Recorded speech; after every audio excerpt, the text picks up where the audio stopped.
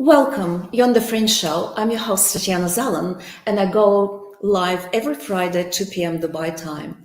The Fringe helps you to understand the rapidly changing world and increase the odds of your success. Here we discuss technology, startups, and mental models of successful people so that you too can take advantage of the opportunities in the new digital world. Over and over again, at the beginning of the year, we're asking ourselves, what's the next big thing in the tech world and business more generally? Some suggest it's crypto. If you ask the crypto community, it's always crypto and blockchain. And some people are saying it's Web 3.0. Others saying it's creator economy, it's passion economy, it's ownership economy, and so on and so forth.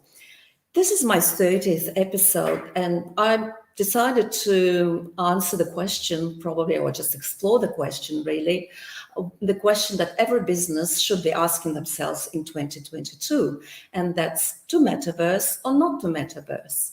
Metaverse is perhaps the hottest buzzword in the business world today. Ever since June 2021, when Mark Zuckerberg announced Facebook's transition to become become a metaverse company and bold plans about this transition, brands both big and small started to reevaluate their business models and marketing strategies. Is Metaverse ushering new ways of selling and shopping? Is it part of digital transformation? Is it an experiment? Is it a passing fad?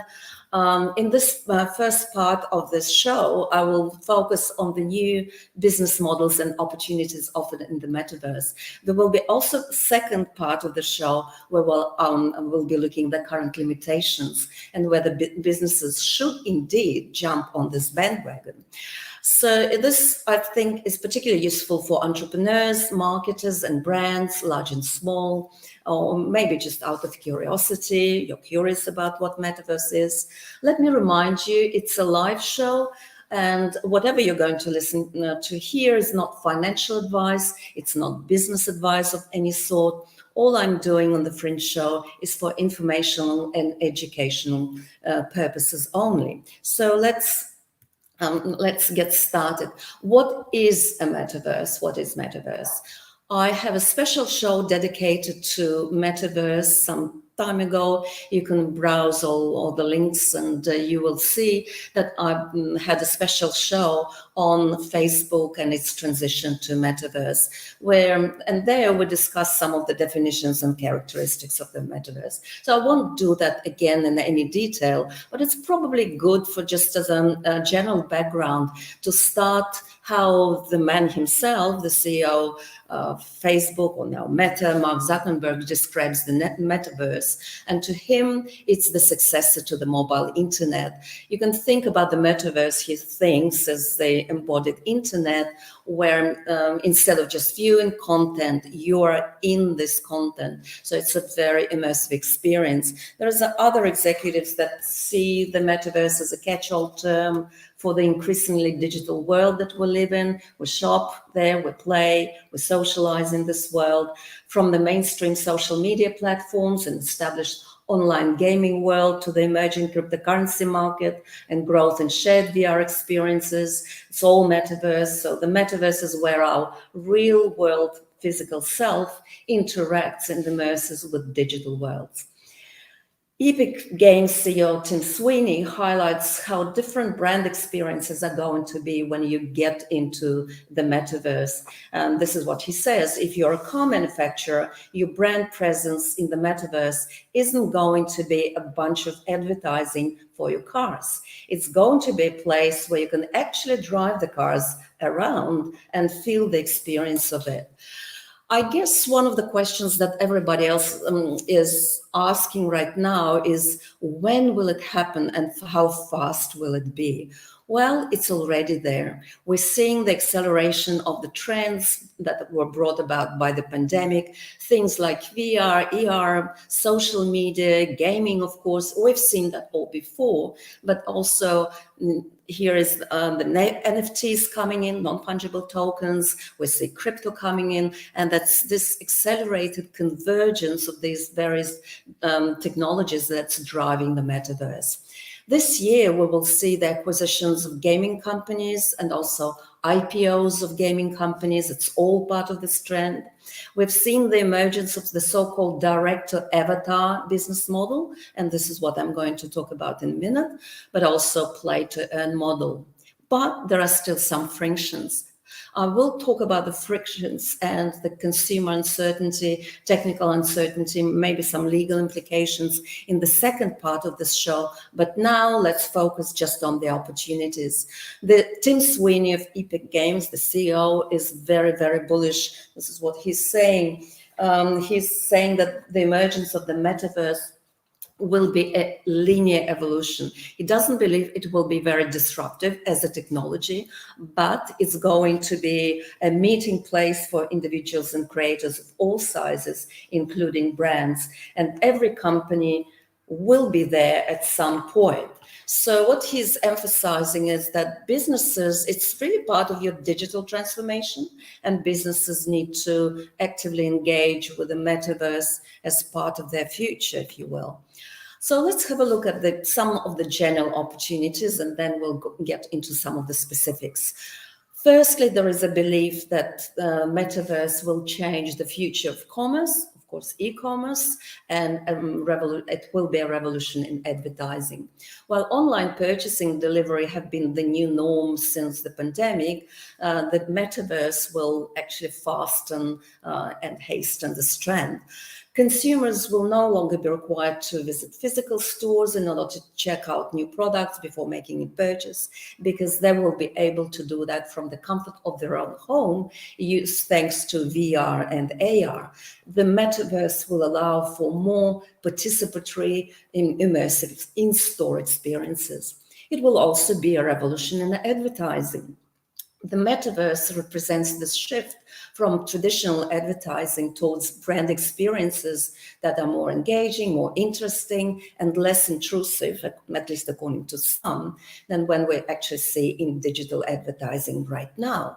Digital alone isn't enough. It needs to be engaging, it needs to be meaningful and immersive. And this is exactly what the metaverse will do for the brands in not so distant future. Now let's have a look at other opportunities. I mentioned already the so-called direct-to-avatar economy, the direct-to-avatar model. It's a big thing. It's another buzzword at the moment. Forbes has written recently about it. So what's happening? Designers, brands, and celebrities, all of them realize that future consumers are online. They have their digital identities in games and virtual handouts. Not handouts, but hangouts, right? And in order to market to future consumers, they need to meet them where they are, and that's at this point in time is the metaverse, or maybe it's Fortnite, or maybe it's Roblox. They're all of these multiplayer games. So, what is this direct-to-avatar business model, or D2A? It refers to an emerging business model that is selling products directly to avatars or digital identities, bypassing all the supply chain management issues like drop shipping, logistics, how to get this physical product to a physical store or a consumer's door. I've just recently visited a very interesting digital-only fashion house. It's called The Fabricant, and the Kerry Murphy, who is the CEO of The Fabricant, describes this economy as made up by what he calls digisapiens. I think he's coined this term, digisapiens, and according to him, there are 3.5 billion of these digisapiens around the world at the moment, and they have more than 50% of total spending power. They're made of Gen Z and young millennials. They've grown up blurring this reality and fantasy, the digital world, the physical world, and the virtual world is essentially becoming their second home. Digisapiens are early adopters of technology, and they're early adopters of any technology that frees up their existence and upgrades their existence. They also care about their environment, scarcity, authenticity, and exclusivity. Digital fashion houses in particular and clothing brands are trying to solve this problem. And there is a good quote that's coming from Samantha Wolf, who is the founder of Pitch. FWD, also adjunct professor at New York University. She's describing consumer behavior of Gen Zers. Gen Z consider their digital avatars an extension of themselves. This generation loves individuality and challenges social constructs. So it makes sense that they spend as much time online in virtual worlds that want to represent themselves uniquely. This might start as buying branded goods and clothing, especially ones that connect them to them authentically. However, it offers a huge opportunity for a new kind of fashionable expression and a new kind of designer that's only possible in the metaverse. Who is doing it? What are some of the examples of the brands that are actually doing direct-to-avatar models?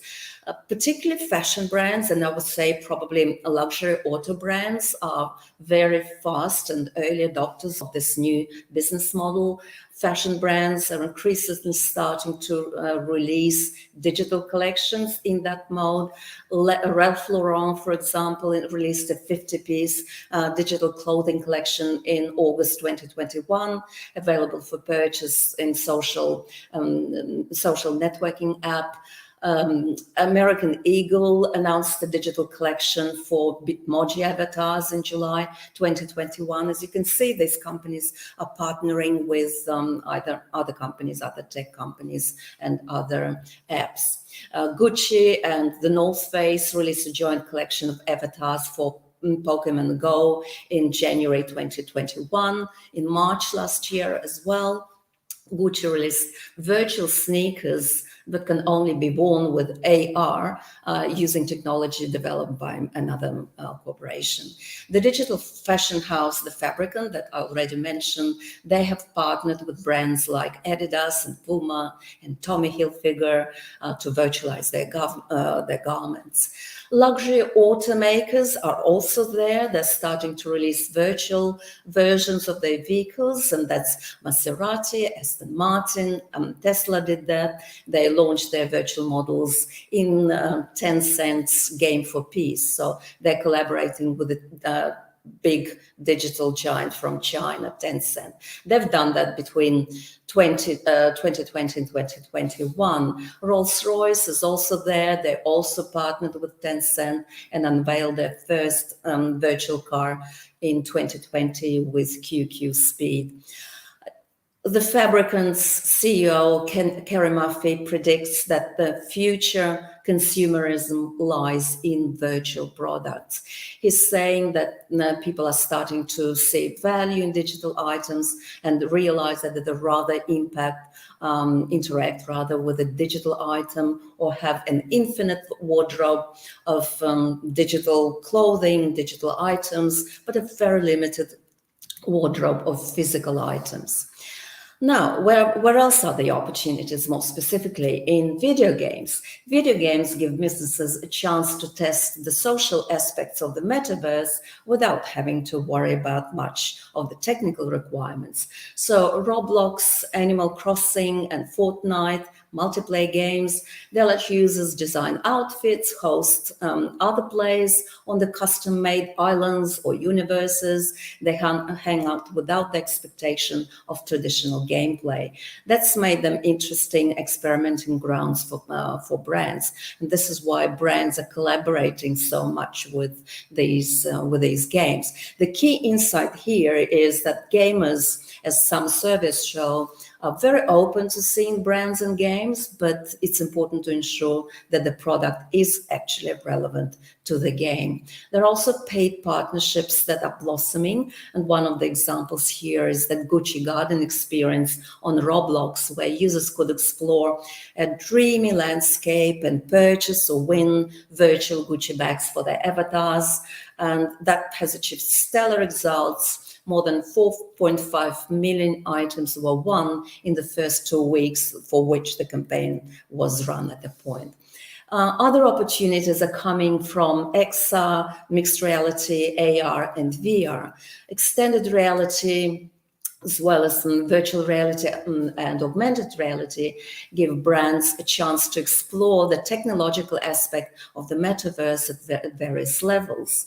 AR is perhaps the easiest to start with. It's one of the most popular and accessible metaverse adjacent marketing tool. Nearly all social media platforms have some sort of AR filter built in.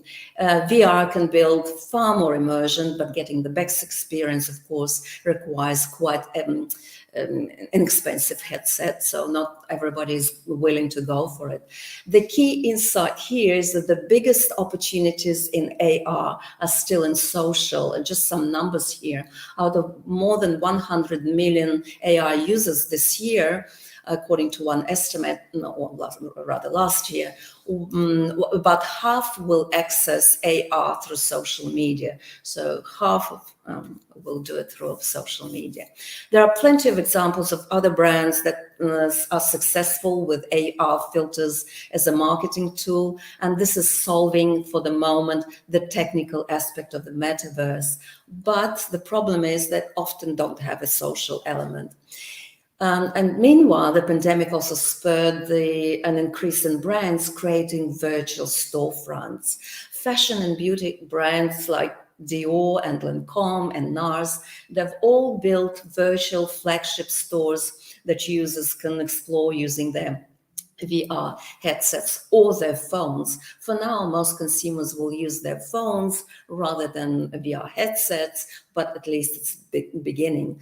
But according to many observers, if businesses are building VR spaces, they will be well prepared for the metaverse, which is just around the corner, according to many. I was really curious to see what kind of money is being exchanged for these virtual goods and services. And fortunately, there is some very good and comprehensive report that's just been published by Wunderman Thompson, that's a consulting company, and it's called Into the Metaverse. Very comprehensive report, and they do say consumers are spending. So this is directly from their report. A price tag of $9,500 may seem exorbitant for a dress that doesn't exist in the physical world, but consumers are assigning high value to digital possessions. Global consumers say that on average, a digital house is worth over $76,000, an original piece of art is worth about $9,000, and a digital designer handbag is worth over $2,900. Brands are already starting to see the repercussions of this. In February 2021, NFT marketplace RTF KT sold 600 pairs of digital sneakers in just 7 minutes, generating 3.1 million in sales. In June 2021, a digital-only Gucci bag sold on Roblox, and I already mentioned about this initiative, well, that sold for over $4,000, which is more, interestingly, than the physical bag costs. On Eglet, a mobile shopping game where users can buy rare sneakers from brands including Chanel, Nike, and Balenciaga, one user has spent $15,000 on virtual shoes. So clearly, a lot of consumers are willing to do that, right? How many we will still see in the second part of the show. And here, just some of my parting thoughts. Metaverse, however you define it, might be the next evolution of the internet. It's not clear yet. There's a lot of uncertainty still, but it's probably likely. It's a bunch of technologies. It's not just one technology. So metaverse is just a catch-up phrase for everything VR, AR, and crypto, and NFTs, and social, and gaming, and so on. Should businesses do metaverse? It looks like the opportunities are really there, but the frictions are there as well. And this is what's going to be in the second part of the show. Well, thank you for joining me today, and I shall see you on the Fringe next Friday at 2 p.m. Dubai time, where we'll be talking more about whether you or your business should metaverse. Thank you again. Time for some music.